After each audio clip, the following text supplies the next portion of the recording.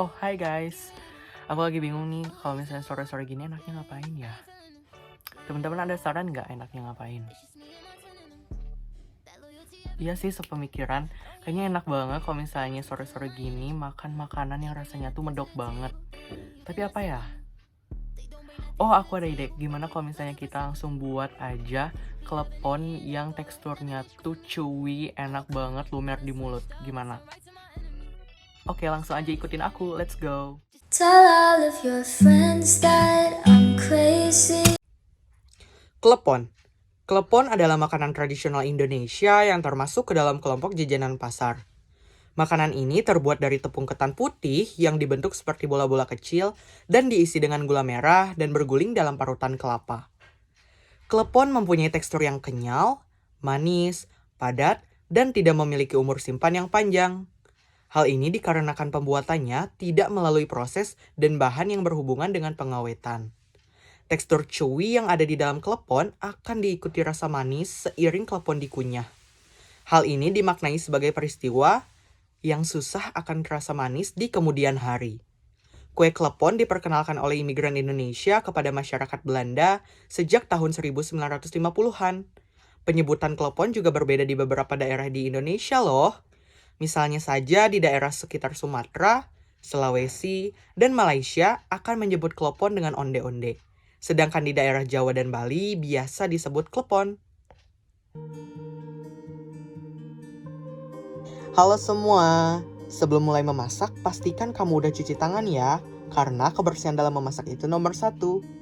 Untuk bahan-bahan membuat klepon itu antara lain 250 gram tepung ketan putih, 1 buah gula merah, 5 helai daun pandan, 1/4 sendok teh garam, pasta pandan secukupnya, 1,5 sendok makan gula pasir, 200 ml air hangat, 250 gram kelapa parut.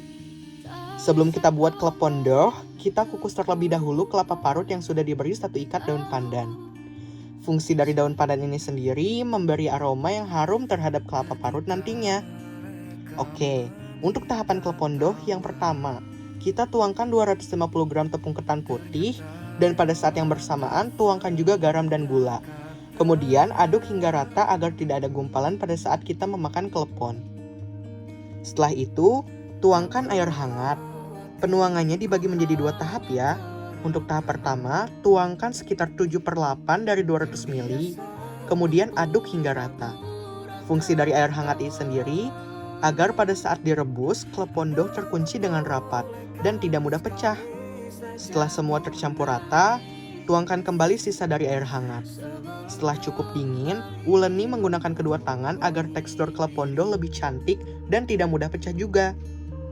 Setelah teruleni seperti ini, pindahkan klepon dough ke dalam wadah yang lebih kecil dan tuangkan pasta pandan secukupnya.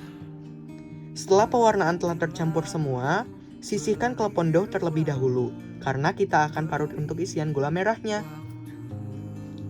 Parut gula merah dengan menggunakan teknik sisir. Tujuannya agar pada saat direbus tidak ada gumpalan gula merah yang belum larut. Ambil klepon dough yang tadi kita sisihkan dan pada saat filling, pipihkan klepon dough kemudian masukkan gula merah ke dalam klepon dough sedikit demi sedikit.